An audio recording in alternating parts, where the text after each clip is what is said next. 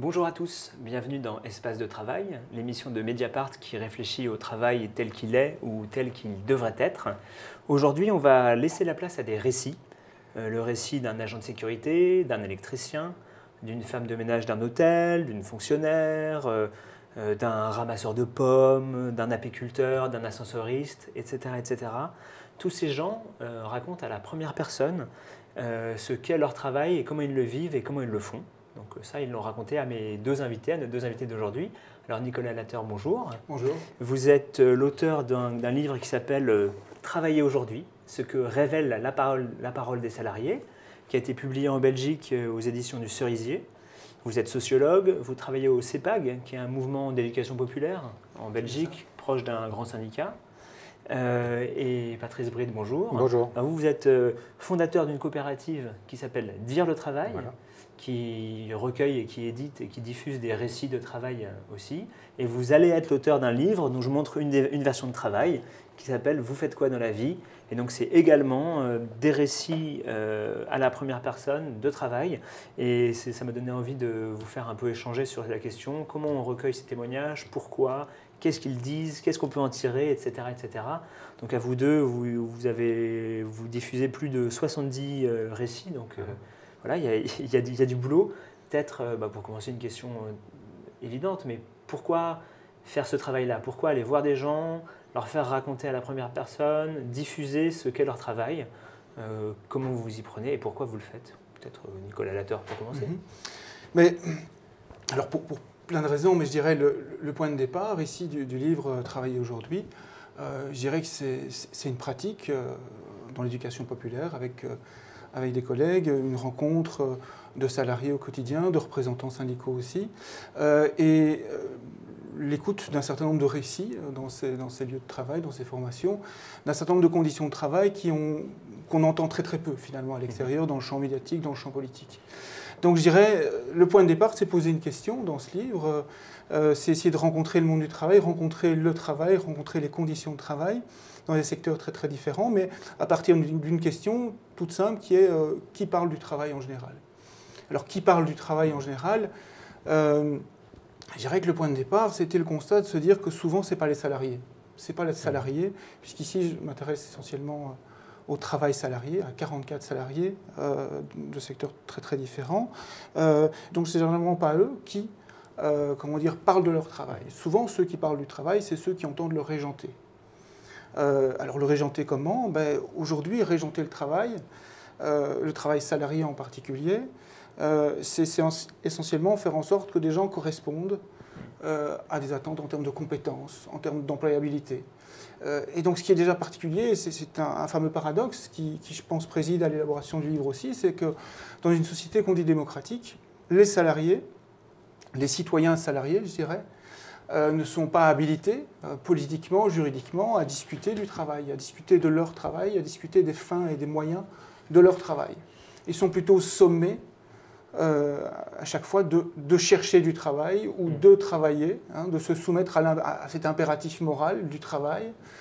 Et donc, je pense qu'il y a un point de départ important, c'est qui parle du travail, généralement pas les salariés. Je ne pense pas que ce soit eux uniquement qui aient le droit à parler du travail, mais le fait qu'ils n'en parlent pas aussi peu, qu'ils soient aussi peu présents dans les champs politiques et médiatiques, je pense, est lourd de sens. Et donc, la question du livre, finalement, et ce à quoi on essaye de répondre, c'est finalement comment est le travail une fois que ce sont les salariés qui en parlent, et une fois qu'on mobilise une approche des rapports sociaux qui définissent le travail.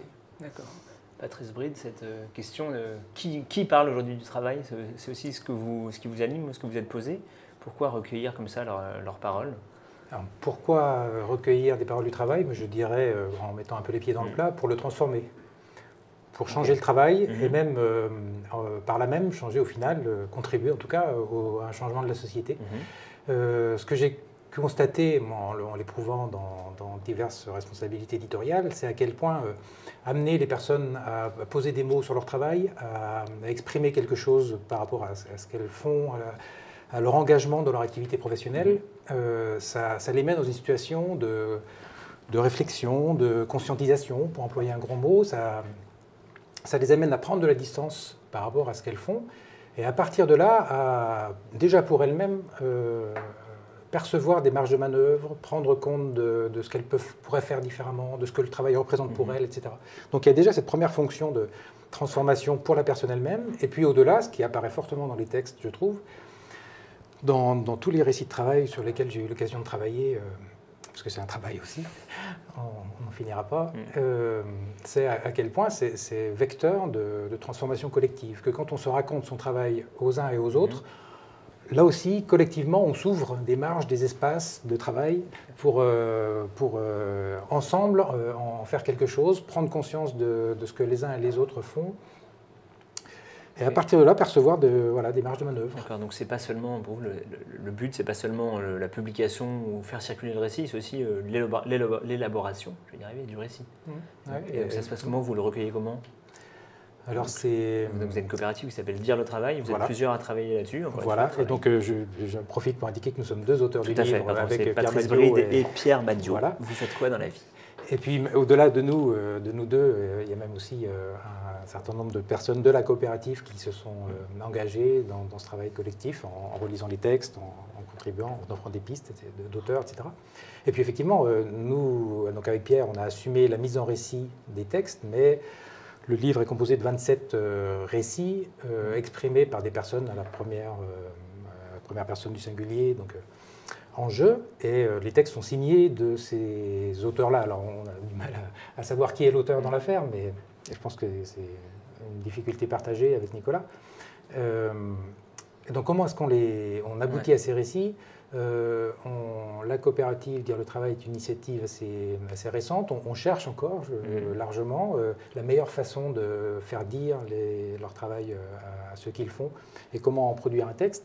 Là, ce qui s'est un petit peu imposé dans le cadre de la préparation de ce livre, c'est des entretiens assez longs, d'1 heure, 1h30, assez fouillés, donc entre quelqu'un de la coopérative et puis, donc souvent Pierre et moi, et puis une personne qui parle de son travail avec une démarche un peu volontariste d'aller fouiller des choses qui ne sont pas forcément immédiatement présentes à la conscience de la personne. Vous avez une sorte de grille d'entretien?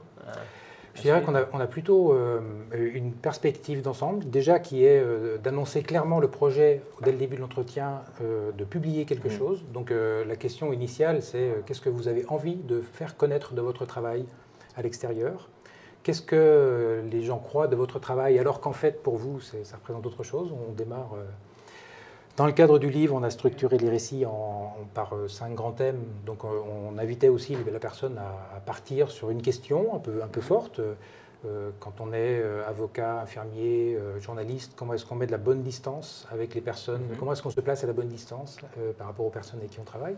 Quand on est sur une rotative ou commande d'un appareil comme un TGV ou d'une grosse machine de soudure, comment est-ce qu'on se positionne par rapport à la machine, qu'est-ce que ça nous fait de travailler avec une machine, etc. Voilà. Et on embraye, et ensuite on relance les gens en essayant de capter quelque chose, de capter et puis en même temps de faire émerger quelque chose de ce rapport au travail. D'accord. Et donc vous, Nicolas Latteur, c'est quoi vous le cadre des entretiens? Puisque Patrice Bride dit dès le départ, il s'agit de publier quelque chose, de faire paraître le témoignage. Est-ce que vous, c'était la même démarche? Et est-ce que vous êtes des gens qui ont hésité ou voire refusé d'apparaître dans le livre? Première question. Et puis, est-ce que, comme les gens de la coopérative Dire le travail, vous assumez la volonté de transformer ce monde du travail? Alors, effectivement, je dirais, recueillir des témoignages, c'est quelque chose qui apparaît, je pense qui est aujourd'hui, en 2017, très risqué. C'est ce que m'ont envoyé beaucoup de personnes. C'est-à-dire j'ai cherché des témoins, des personnes prêtes à parler de leur travail dans des secteurs d'activité très très différents. Et dans un certain nombre de secteurs, je dirais, sans qu'on puisse identifier clairement que c'était nécessairement une entreprise privée ou nécessairement une administration publique ou nécessairement le secteur associatif, je dirais, dans différents lieux de travail, on m'a clairement témoigné que c'était prendre énormément de risques que de révéler son identité et parler de son travail. C'était aussi parfois prendre trop de risques que de publier un témoignage sous couvert d'anonymat. Donc il y a des personnes qui ont directement refusé de témoigner, il y a des personnes qui, après relecture du témoignage, et concertation avec moi, ont décidé de ne pas publier. Il y a un certain nombre de personnes qui figurent dans l'ouvrage, mais qui sont relativement inquiètes aussi, qu'un certain nombre de personnes puissent tomber sur les récits qui sont rapportés. Donc, je dirais, et ça, je mettrais ça en lien avec un élément qui me paraît fondamental à relever dans ces témoignages, c'est qu'il y a une dimension transversale, c'est la violence qui traverse les relations de travail.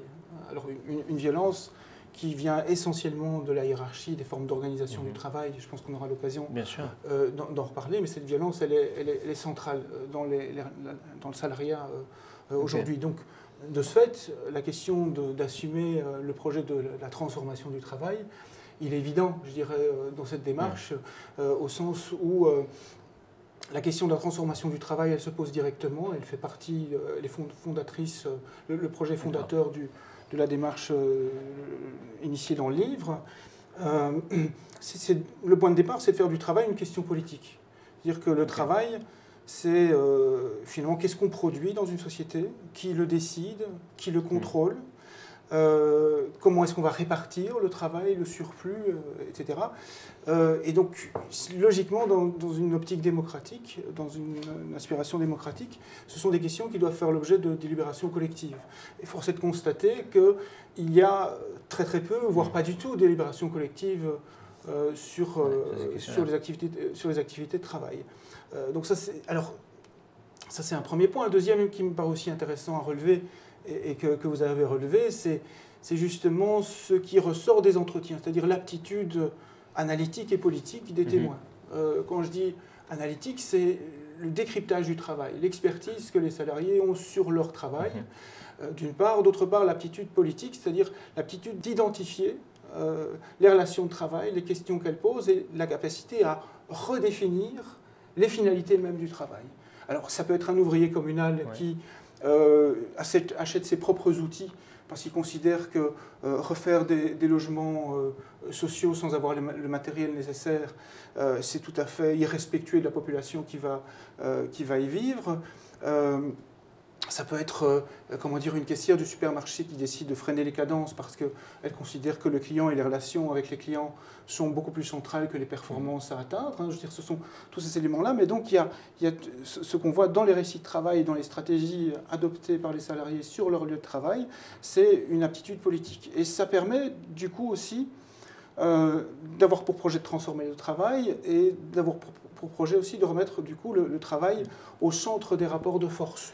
Au centre des rapports de force, ça veut dire qu'on ne fait plus du salarié un être, je dirais, en incapacité dont il faut s'occuper, au chevet duquel il faudrait se pencher, en quelque sorte, mais on fait du salarié aussi, le salarié devient, par sa prise de parole, un acteur politique. C'est vrai que peut-être ce qu'il faut préciser, c'est que dans vos deux ouvrages et dans vos travaux à tous les deux, quand on dit vous faites quoi dans la vie, ça ne s'arrête pas du tout à je suis caissière, je suis ramasseur de pommes. C'est-à-dire que les gens décrivent leur relation aux autres, leur relation aux outils, leur relation à la machine, leur relation à la façon dont les gens voient leur travail.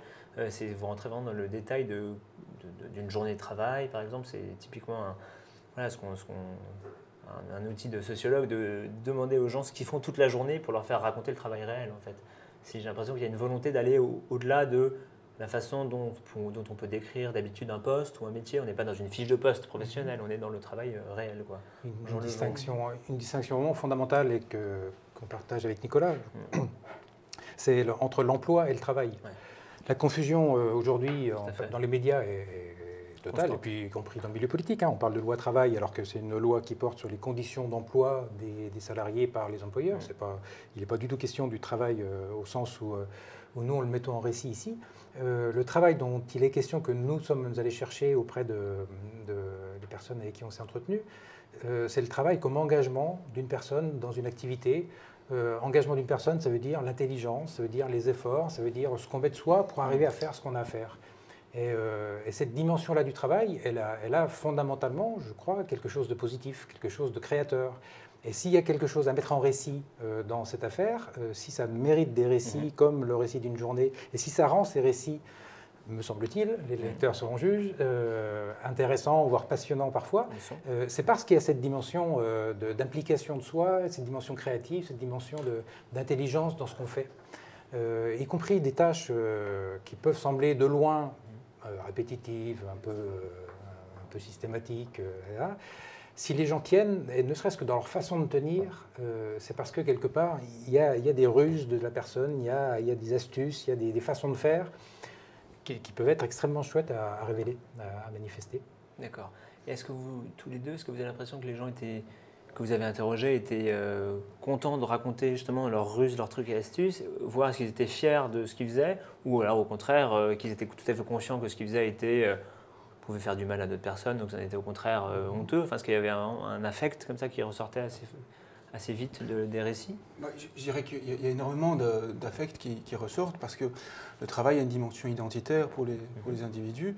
Une dimension identitaire au sens où c'est parfois, pour les témoins, c'est sa vie qu'on joue dans le travail, c'est son sentiment d'utilité sociale, c'est sa relation avec les autres. C'est sa vie aussi qu'on joue quand le travail est l'épreuve de l'humiliation, ce qui peut aussi arriver dans un certain nombre de situations. Hein. Donc ça, c'est un élément. L'autre élément qui me paraît aussi important à relever, c'est que le travail, c'est un engagement, et c'est un engagement dans un collectif.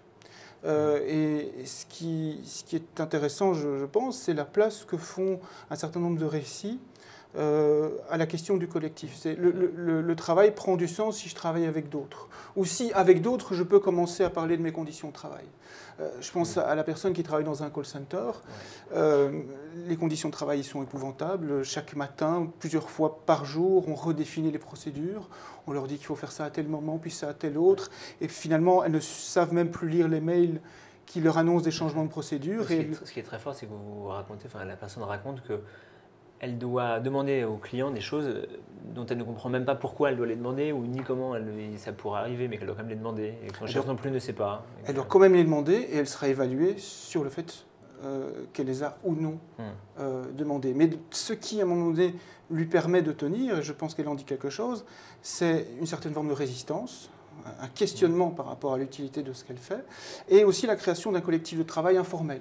Alors, dans cette situation-ci, les liens avec une représentation syndicale sont relativement difficiles et éloignés, et donc on a affaire à quelqu'un qui recrée des collectifs, qui va inviter ses collègues de travail à manger, qui va essayer de voir comment protéger les personnes qui sont dans une situation plus précaire. Donc, ce qui est vraiment central aussi dans le travail, c'est comment des individus recréent du collectif alors qu'ils ont autour d'eux des dispositifs qui sont conçus pour détruire du collectif et pour produire une relation strictement individualisée au travail.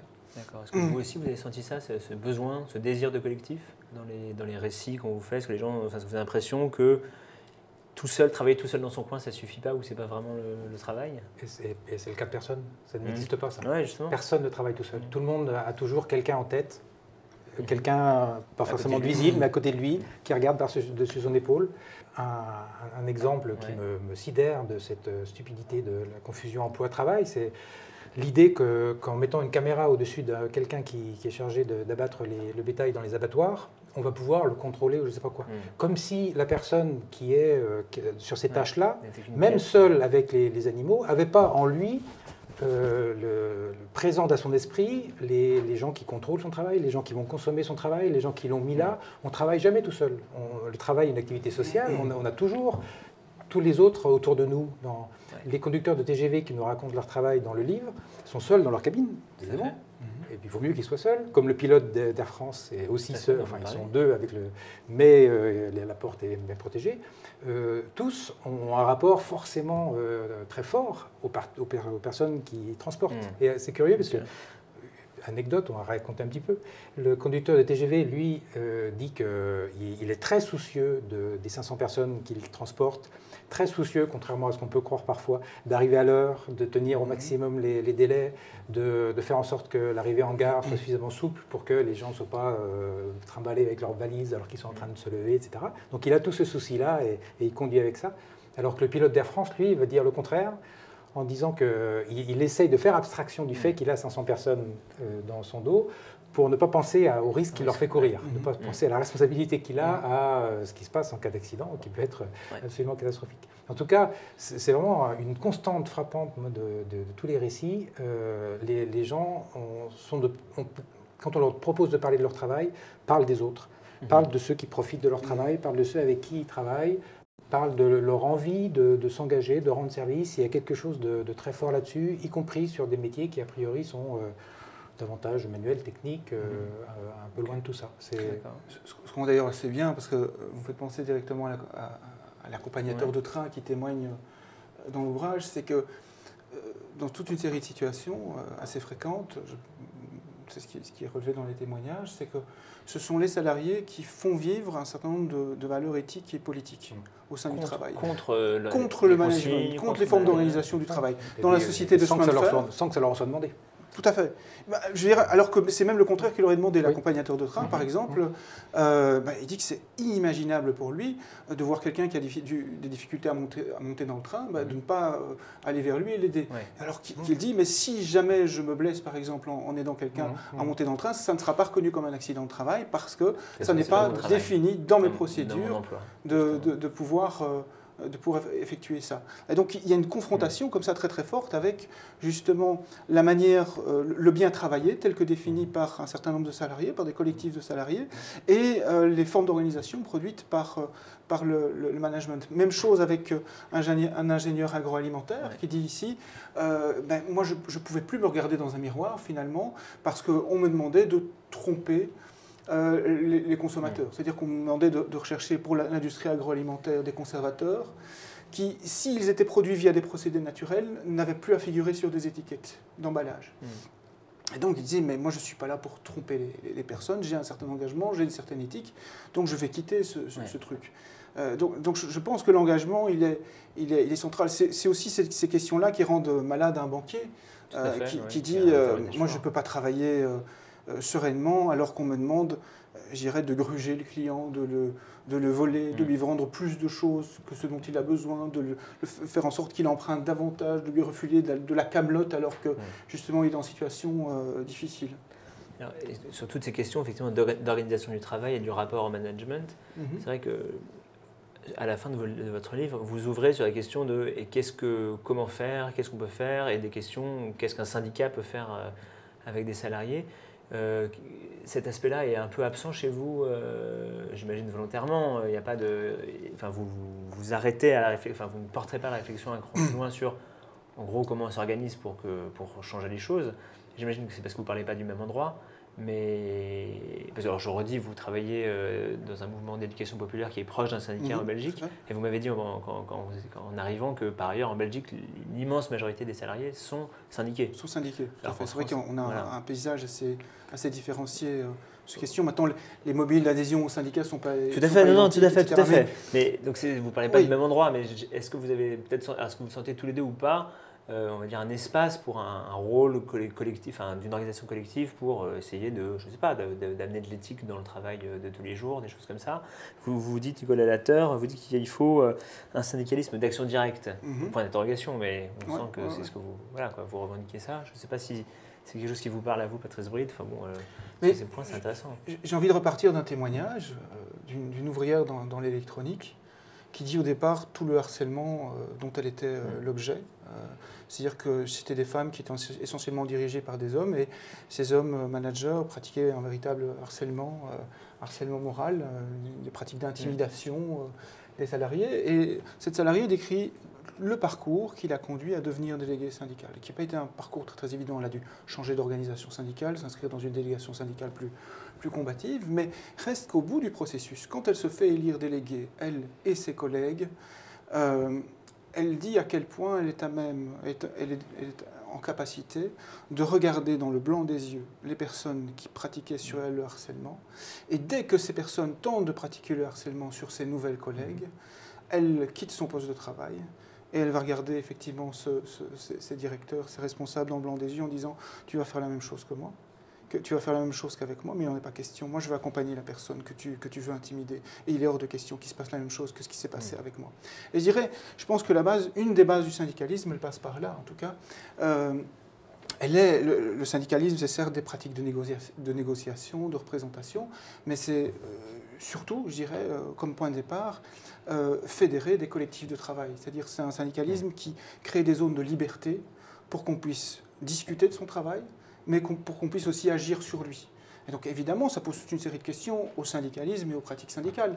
Je dirais le constat est assez varié sur la question du syndicalisme. Il y a des personnes qui se plaignent de leurs représentants syndicaux en décrivant à quel point ils se sentent peu représentés ou à quel point leurs délégués les ont mis dans une situation difficile. En même temps, il y a un certain nombre de témoignages qui soulignent une certaine vitalité des pratiques syndicales. Donc, je pense qu'il y a pour nous et pour moi un questionnement qui était nécessaire sur les pratiques syndicales, c'est penser le syndicalisme comme un mouvement social, c'est-à-dire comme une création de collectifs de travail, alors qu'on a justement des dispositifs de pouvoir aujourd'hui, c'est-à-dire les formes d'organisation du travail, qui visent justement à briser toute forme de contre-culture autonome des salariés, tout espace dans lequel justement les salariés peuvent construire des dialogues, des analyses de leur travail et des projets pour le transformer collectivement. Donc je pense que ce questionnement est central et passe par justement une redéfinition du syndicalisme comme pratique d'action directe.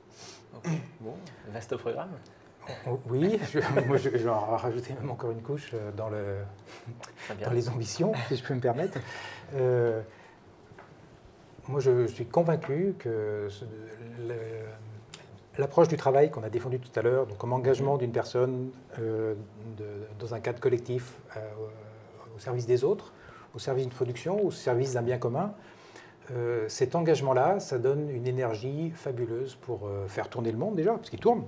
Et s'il tourne, c'est parce que des enseignants enseignent, des médecins soignent, des balayeurs balayent, etc. Et ce qui peut transformer le monde, c'est vraiment à cette échelle-là.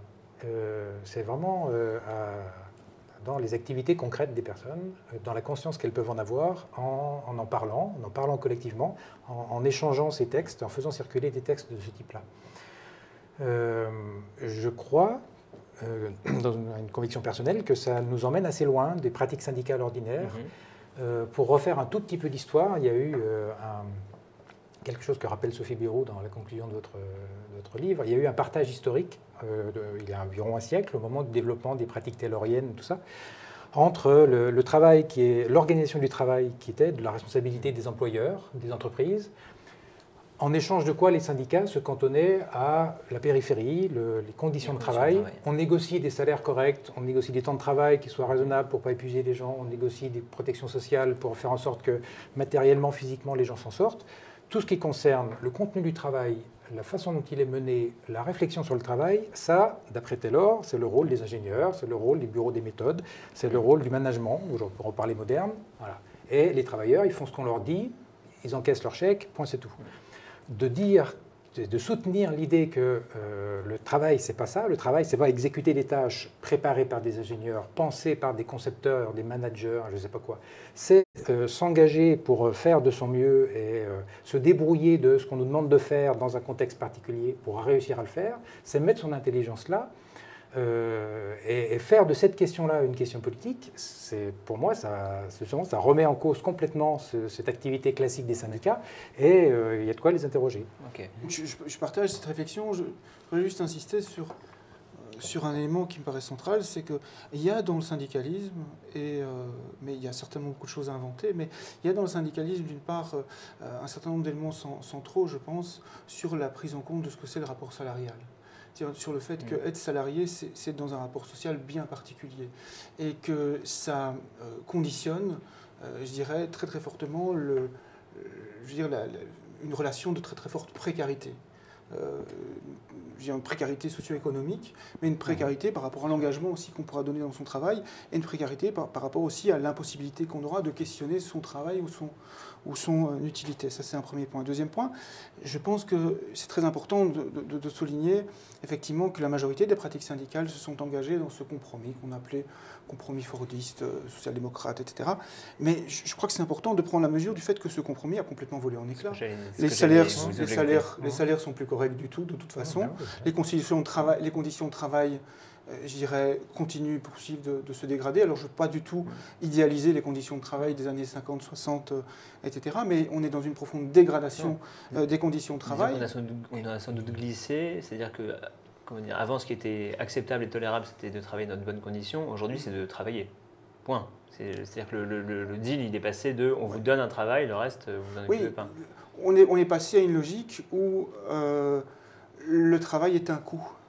Dans la lecture politique économique dominante, le travail est un coût, est une charge dans le domaine économique. Et au niveau idéologique, le travail est un impératif moral. On dit qu'on est dans une société de travail où il faut travailler. On dit job first, par exemple, puisqu'on aime bien aussi beaucoup d'expressions anglo-saxonnes. Et donc, c'est-à-dire que l'activité, le travail en premier, peu importe l'emploi, peu importe dans quelles conditions on va exercer justement son travail. Et du coup, on renforce évidemment la précarité des salariés. La précarité de deux points de vue. La précarité objective, c'est-à-dire qu'on lit dans un témoignage à quel point un travailleur intérimaire attend tous les jours chez lui, en costume de travail, s'il va être appelé ou pas par son employeur pour faire une mission, une nouvelle mission encore. Et il y a des jours où il est rappelé, des jours où il n'est pas rappelé. Et il y a un jour où il va demander s'il peut être payé de la même manière que ses collègues qui font le même travail que lui, mais qui sont en CDI.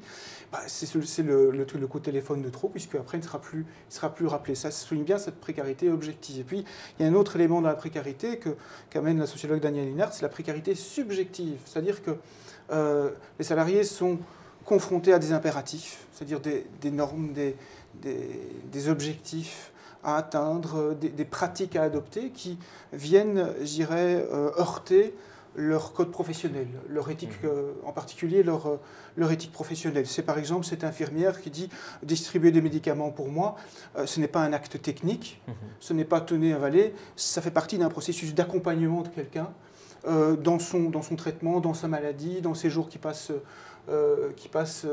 comment dire, à l'hôpital. » Et aujourd'hui, cette précarité subjective, c'est justement obliger notamment cette infirmière, mais aussi plein d'autres personnes, à rendre compte sur des objectifs dont la réalisation entraîne la perte de sens de leur propre travail.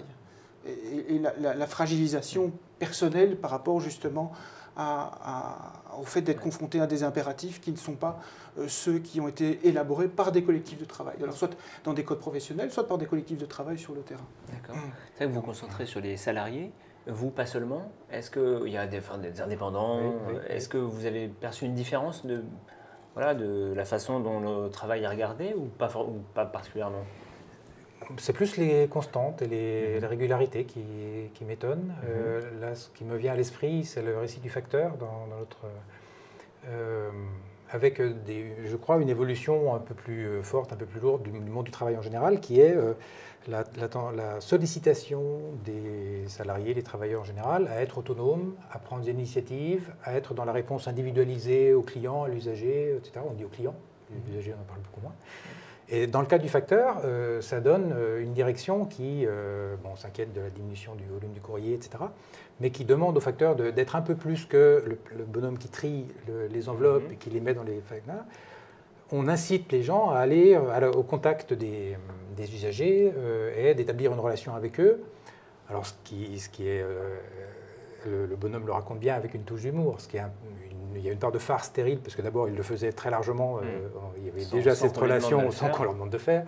Et puis là, quand on leur demande de faire, c'est pour placer des produits financiers, c'est pour placer pour quasiment se transformer en VRP, en représentant de commerce de je ne sais pas quel. Parce que là, il y a un exemple tout récent là, qui est que la Poste essaye de mettre en place, on va dire, un système de visite pour les personnes âgées qui est facturé, quoi.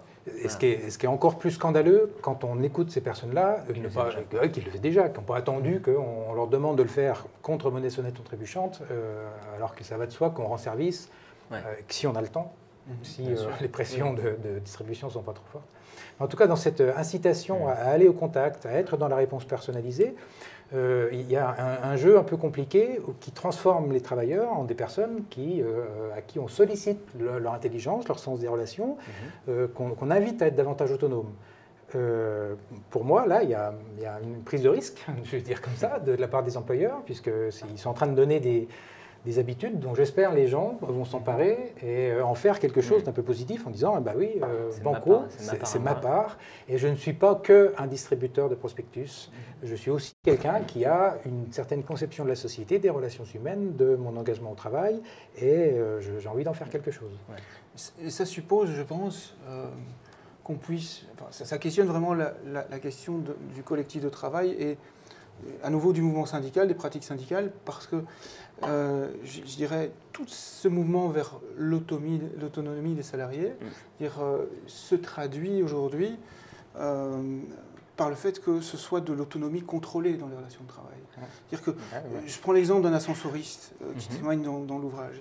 Il dit ils sont autonomes, ils ont leur véhicule, ils ont leurs clients à visiter, les ascenseurs à vérifier, mais tout de suite après, on voit le poids de cette autonomie, c'est d'avoir un temps très très défini pour faire un certain nombre de tâches de travail pour lesquelles en fait ils n'ont pas le temps suffisant. Alors qu'est-ce qui se passe? C'est que quand il n'y a pas d'incident, globalement on les félicite, il y a même des primes qui récompensent ceux qui ont fait le plus de visites, qui ont le moins d'ennuis, etc. Mais une fois qu'il y a un certain nombre de difficultés, on va commencer à aller vérifier s'ils ont respecté l'ensemble des procédures de sécurité. Et là, on remarque que souvent, les procédures de sécurité n'ont pas été respectées. Alors, pas parce que les salariés sont des casse-cou, mais essentiellement parce que, je dirais, pour pouvoir atteindre les objectifs qui leur sont fixés, pour pouvoir se mettre quelque peu à l'abri de la précarité de cette organisation du travail, ils sont eux-mêmes amenés à mettre de côté un certain nombre de dispositifs. Je me permets un petit témoignage personnel, enfin professionnel. Cette question de on ne suit pas les procédures et tout, c'est quelque chose qui revient tout le temps. Moi, je fais beaucoup d'articles sur les conditions de travail. Il y a déjà un moment, je m'étais intéressé aux gens qui livrent les colis à la poste. Donc c'est un grand classique de dire Chronopost, il a juste mis son petit feuillet chez moi, il a pas sonné, il a dit que j'étais pas là, ça l'arrange bien. En fait, c'est simple, ça l'arrange bien si je les interroge, ça les arrange bien parce qu'ils n'ont pas le temps. En fait, c'est simplement s'ils doivent faire ça pour tout le monde, ils n'auront jamais le temps de livrer. Et comme souvent, quelque chose qui est très abordé dans vos ouvrages, comme souvent, c'est des sous-traitants. Non seulement ils n'auront pas le temps, mais ils ne seront pas payés s'ils n'ont pas fini de travailler. Donc, et pour l'entreprise commanditaire, c'est la sous-traitance du risque. Tout à fait. C'est-à-dire que, comme le dit très bien un informaticien qui travaille dans une entreprise d'armement, il travaille dans un espace où cette personne craint d'avoir été confrontée à des rayonnements ionisants. Eh bien, il décrit, il dit, quand il s'inquiète de la sécurité sur son lieu de travail, ses responsables lui renvoient, on a toutes les certifications. Donc il n'y a aucun souci.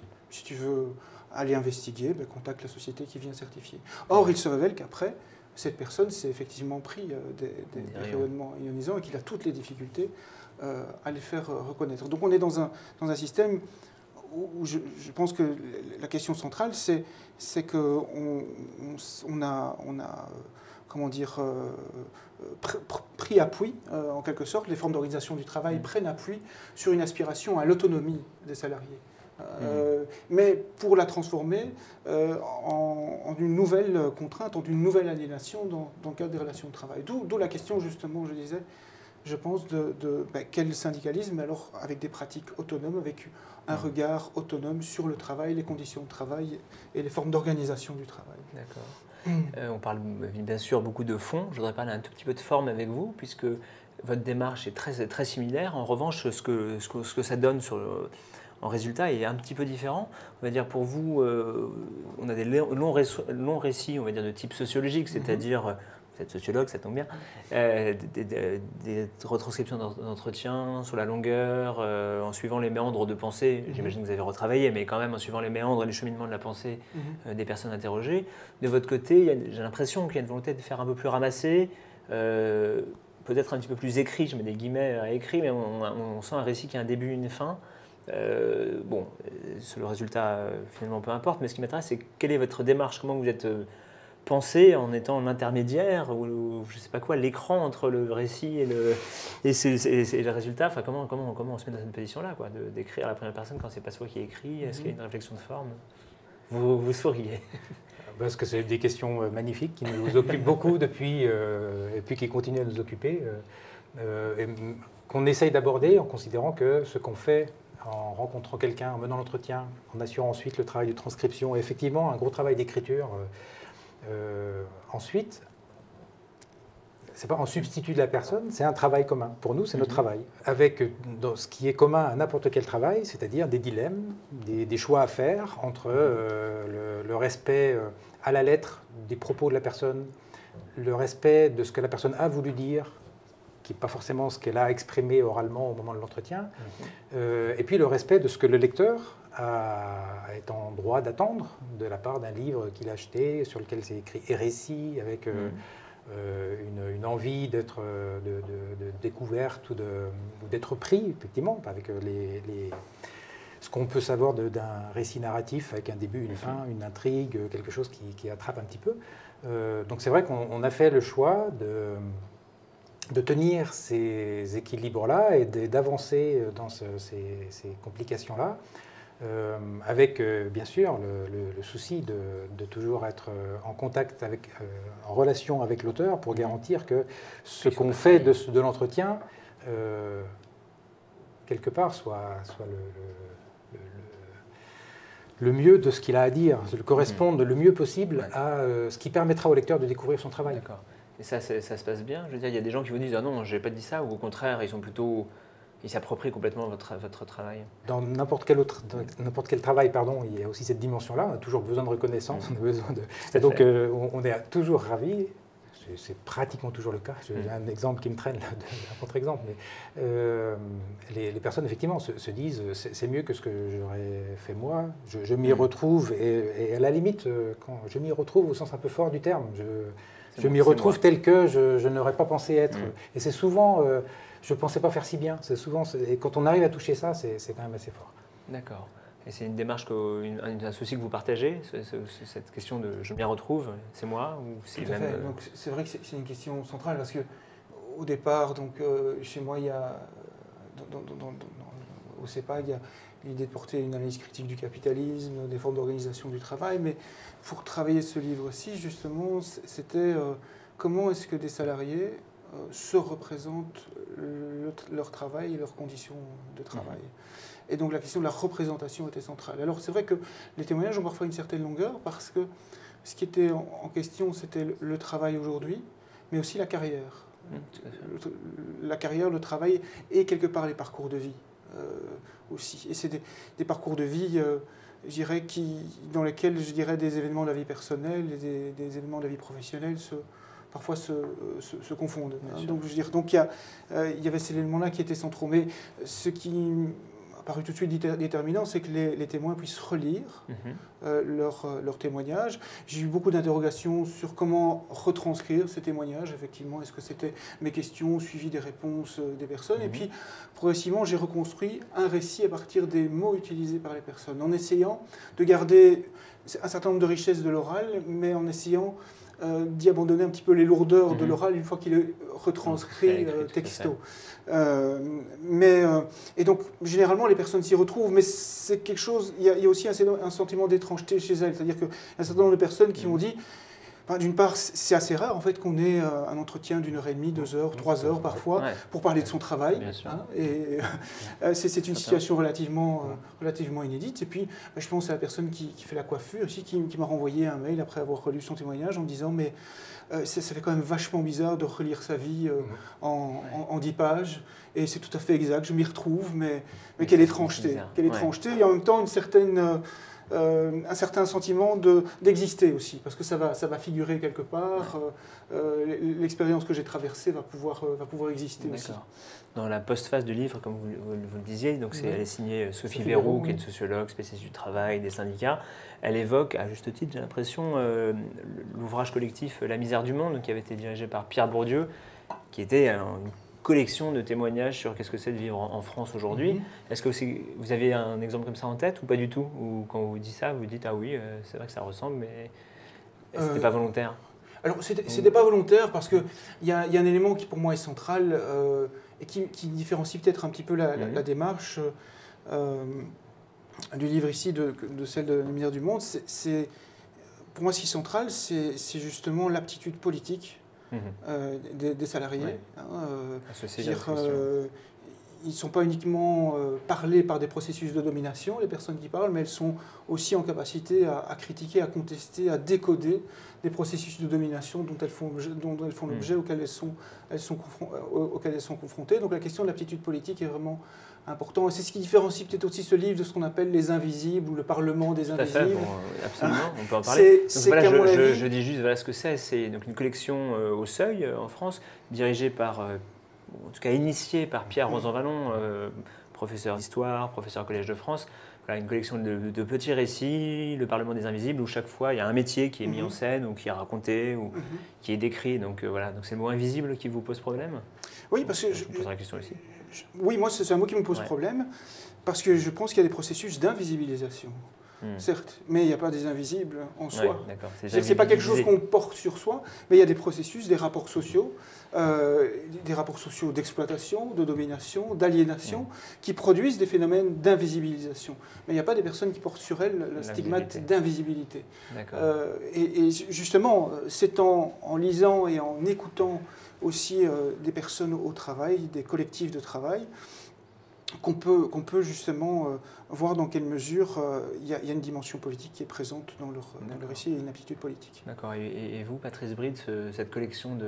J'imagine que vous allez regarder cette collection de récits. Avec intérêt, quel est votre... Voilà, vous partagez cette réserve sur le mot invisible ou sur la démarche, ou c'est quelque chose que vous dites voilà, ça a le mérite d'exister, c'est très bien.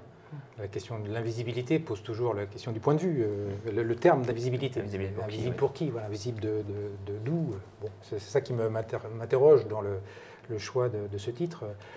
Par rapport à Bourdieu, moi, ce que j'aimerais dans le livre, c'est d'aller voir du côté de la richesse du monde plutôt que de la misère du monde. Et dans l'idée que le travail est, comme je disais tout à l'heure, source de création, source de richesse.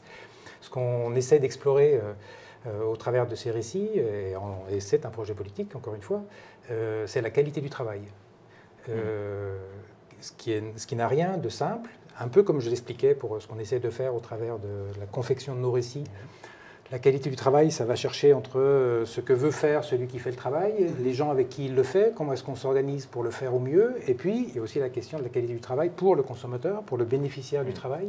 Comment est-ce qu'on construit une discussion politique aujourd'hui en France autour de cette question de la qualité du travail, qui n'a rien à voir, qui est très différente du bonheur au travail, ou de la souffrance au travail, ou des choses comme ça, ou même des questions de visibilité ou d'invisibilité. C'est comment est-ce qu'on travaille pour vivre dans une société où chacun ait de quoi vivre correctement, où on ne flingue pas la planète Terre avec du productivisme à outrance, avec une économie qui fonctionne. Comment est-ce qu'on fait en sorte que l'économie tourne, justement, sans être en permanence en matière de crise? Si tout ça tourne, c'est parce qu'il y a du travail. Comment est-ce qu'on peut, en partant de ceux qui le font, aller soigner la qualité du travail tel qu'il se fait? Ça passe, et c'est notre démarche, d'abord par une prise de parole de ceux qui le font, donc de ceux qui savent comment ça se passe effectivement. Okay. Je pense par rapport à ça, ce qui est, pour moi, ce que je relève des témoignages, c'est que le travail, c'est aussi le lieu d'un conflit. Et qu'aujourd'hui, je pense poser la question du travail, c'est poser la question des conflits, parce que ce qui compromet justement l'engagement dont on parle ici des salariés dans leur travail, c'est justement les formes d'organisation auxquelles ils sont confrontés. Ça peut être des entretiens individuels d'évaluation, ça peut être des normes de productivité, ça peut être qui vont satisfaire la finance capitaliste, mais pas effectivement tellement les dimensions sociales et environnementales. Donc je pense que c'est important de penser le travail comme l'institution d'un conflit, d'une part, et d'autre part, je pense que c'est déterminant aujourd'hui, alors qu'on parle d'économie collaborative, qui est plutôt du capitalisme de plateforme, de ne pas sous-estimer les conditions de travail et d'emploi dans tout projet émancipateur. Je pense que ça, c'est tout à fait déterminant aujourd'hui. Okay. Écoutez, on doit arrêter là, mais je vous remercie beaucoup d'avoir participé. Merci. Non, avec plaisir. Je rappelle oui, c'est très intéressant. Je vous rappelle vos livres, du coup, donc Nicolas Latteur, Travailler aujourd'hui, édition du Cerisier. On peut le commander sur Internet facilement et auprès de l'éditeur qui l'envoie sans frais de port, me dit-on. Et donc, à partir du 14 septembre, en librairie aux éditions de l'Atelier, Vous faites quoi dans la vie? Récit, donc de Patrice Bride et Pierre Madiot. Je vous dis merci beaucoup. Merci. Et à une prochaine fois. Au revoir.